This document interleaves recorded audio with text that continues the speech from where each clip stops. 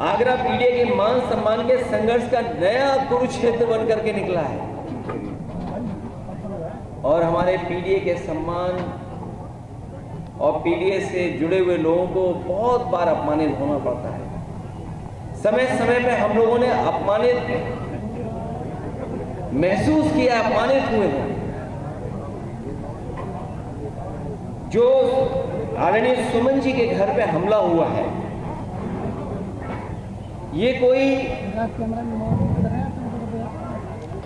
अचानक वाला नहीं था।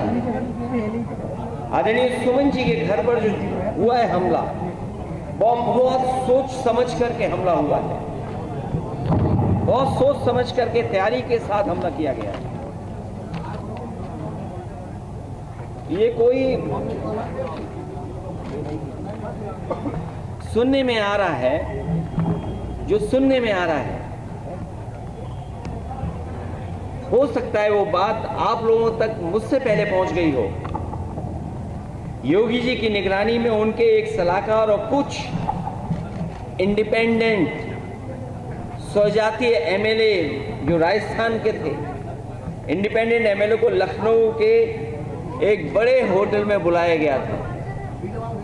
फिर इस मुद्दे की पटकथा उस सीएम के सलाहकार ने इन स्वजातीय एमएलए के साथ मिलकर लिखी कि राजस्थान और यूपी के कुछ अराजक तत्व और योगी सेना को फंडिंग की ताकि ये माहौल बनाया जाए जिससे दो फायदे हों।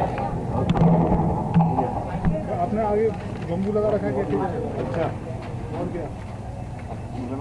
केंद्र की बीजेपी सरकार को ये बताया जाए कि राजपूत योगी के साथ है और योगी की सीएम कुर्सी बनी रहे। यूपी में पीडीए और आगरा में मुख्यतः जाटा मुस्लिम निषाद और कुशवाहा समाज में एक डर पैदा किया जाए और खासकर पीडीए समाज में एक डर पैदा किया जाए जिससे ये अपने हक की आवाज उठाना बंद कर दें। इन सब के पीछे सरकार का सपोर्ट और फंडिंग थी। किसने खाने का इंतजाम किया, किसने टेंट का इंतजाम किया, कौन कुर्सी का इंतजाम करा रहा था, कौन हॉस्टल में रुकवा रहा था, कौन होटल में रुकवा रहा था। इस सब के पीछे सरकार का सपोर्ट और फंडिंग है।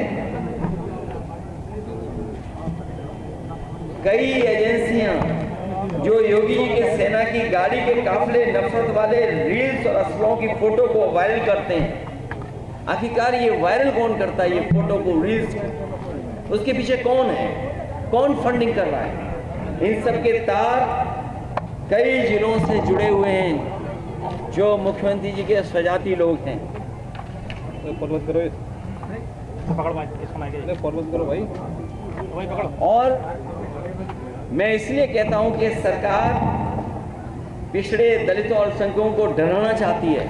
कई मौकों पर हम लोगों ने घटनाओं में देखा है, उनके काम करने के तरीके को देखा है, क्योंकि वो जानते हैं कि पीडीए की ताकत 2027 में सपा को साथ दे रही है। सपा के साथ खड़े हैं पीडीए के लोग, उसे डराएं धमकाएं, और वो डराना धमकाना हम लोगों ने देखा था। बंद करो यार अपना। अभी जो बाई इलेक्शन हुआ था उसमें किस तरीके से डराया धमकाया गया था, उन्हें वोट तक नहीं डालने दिया गया था। ये बड़ी साजिश थी। और मैं कुछ उदाहरण हाल के ही देना चाहता हूं, मैं पुराने उदाहरण कोई नहीं देना चाहता हूं। किस तरीके के सरकार का व्यवहार है डराने का, मैं वही उदाहरण कुछ देना चाहता हूं। हालांकि कुछ बातें जो घटनाएं हैं उसमें कुछ मिलकर के कुछ और फैसले हुए हैं, लेकिन जो घटनाएं हम लोगों ने देखी और हाल में हुई हैं, इलाहाबाद में एक दलित को जला के मार दिया गया क्योंकि उसने जाति विशेष के लोगों के गेहूं काटने से मना कर दिया।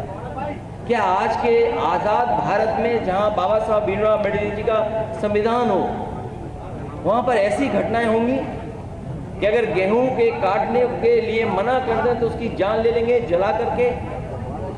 कल आगरा में, अभी कुछ दिन पहले और कई दिनों पहले, कई वर्षों पहले भी घटनाएं हुई हैं। उन घटनाओं का मैं जिक्र नहीं करना चाहता हूं, कस्टोडियल डेथ की मैं जिक्र नहीं करना चाहता हूं, लेकिन कुछ दिन पहले आगरा में बारातियों और दूल्हे को घोड़ी से उतार के मारा क्योंकि वो बाबा साहेब अम्बेडकर जी का गाना बजा रहे थे। अगर गाना तेज था तो उसकी शिकायत की जा सकती है, लेकिन गाना आप क्या बजा रहे हैं नहीं बजा सकते हैं और किस तरह का व्यवहार रहा। इसी तरह इटावा में निषाद युवक को उसके फेसबुक पोस्ट के लिए मारा और अभी तक कोई कार्रवाई नहीं हुई है। अभी हाल ही में फेसबुक पोस्ट लिख दिया, उसने वीरांगना फूलन देवी को लेकर के कुछ लिख दिया, उसको मारा और अभी तक मारने वालों पे कोई कार्रवाई नहीं हुई है।